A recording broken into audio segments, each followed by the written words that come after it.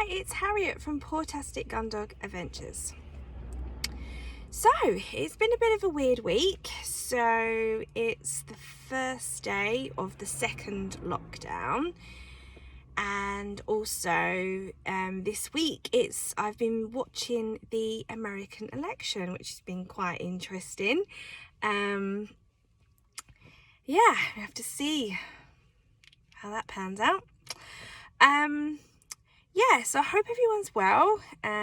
So kind of got a month in lockdown. So yeah, so hopefully it won't be as bad as the other lockdown. You know, the restrictions are not as bad really. But yeah, it's still you know, people are gonna find it tough. But also the dog owners are going to find it tough tonight as it is bonfire night. So I have noticed the last couple of days it has been non-stop bang, bang, bang, bang. And yeah, I am not a fan at all. Like the fireworks, Scrooge. They are pretty, but they are not good if your dog is absolutely petrified and spend the evening shaking, as I'm sure a few people on here who has got a fearful dog you will sympathize with. So I've been a bit quiet and I've been busy, and I have been writing a firework book over the last couple of months. Now, unfortunately, it's not going to do, obviously, it's bonfire night tonight, so obviously it's not quite ready yet. I've still got to do a few bits to it, but I'm hoping it should be ready in a couple of weeks. So, it is called the Teenage Pet Gundog Firework Survival Guide. So, it's got loads of stuff to help. It's got a 10-point firework survival checklist, which I will be going into right now. So on Facebook, there's been a few people put up in the local groups, sort of the Beckenham, the Croydon groups, about how their dog has just bolted, basically went out on a walk. So it is probably quite a good idea right now that if you're coming home late at like sort of like 5-4 and it's dark, it's probably, and your dog is scared of the fireworks, it's probably not a good idea to walk your dog. And I go into this quite a lot in my book, and about ways that you can sort of tie your dog out without taking them out on a walk.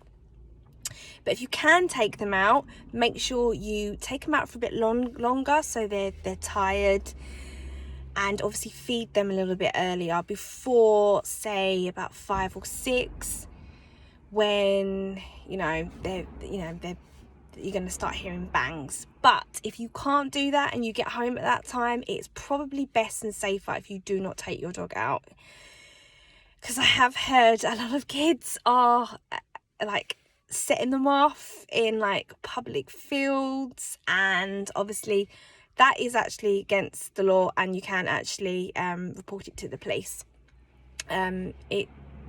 People should not be letting fireworks off in public places, only in their private gardens.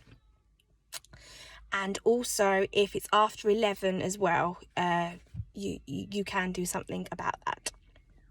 So yeah, so also if you are going to take them out for a walk, then pop them on a secure harness and collar that's a little bit tighter than what you normally have. When a dog is really, really scared, they just bolt, and they're not thinking properly, and they do wiggle out of their collar and harness. So just make sure it's a little bit tighter. I would also recommend a rough wear harness, because it's got the buckle at the front where the shoulder is, and a second buckle for the back where it goes around the stomach area. So that's kind of what I would recommend also. Yeah, it is not a good, when you've got a dog that's really, really scared, it is just heartbreaking and watching them shake. So popping classical music on just to drain it, I found that quite effective. There's also quite a good thing, there is Telekin T-Touch. And, oh, excuse me. I was going to sneeze then. Yeah, and that is quite useful, but you've got to sort of kind of know what you're doing. But there is a good tip: if your dog doesn't mind being touched in the sort of chest, sort of where the shoulder blade is, what is a really good idea is get your palm and just rub it really, really, just in a calming kind of motion. And that, as long as they don't mind being touched, you kind of got to know, because if he doesn't like being touched, then do not go anywhere near it. But yes, just use the palm of your hand and then just do slow movements, and that just seems to calm them down.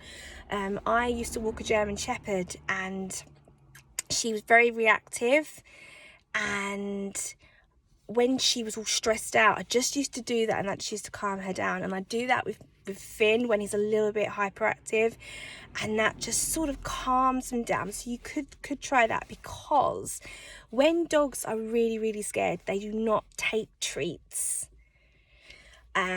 So you can try that. So yes, there's just a few tips, and just the usual ones, which obviously I go in the book with my checklist, is to keep the curtains drawn, shut all the dog flaps, cat flaps, anything like that, windows. And also it's a good job, like a good thing to put like a note like on the gate to say, can you please shut the gate, because people just leave it open. And if you are planning on having fireworks and you know that your neighbour has a dog, just let them know, in the morning or a couple of hours before you're going to have the fireworks, and just let them know so they can get prepared.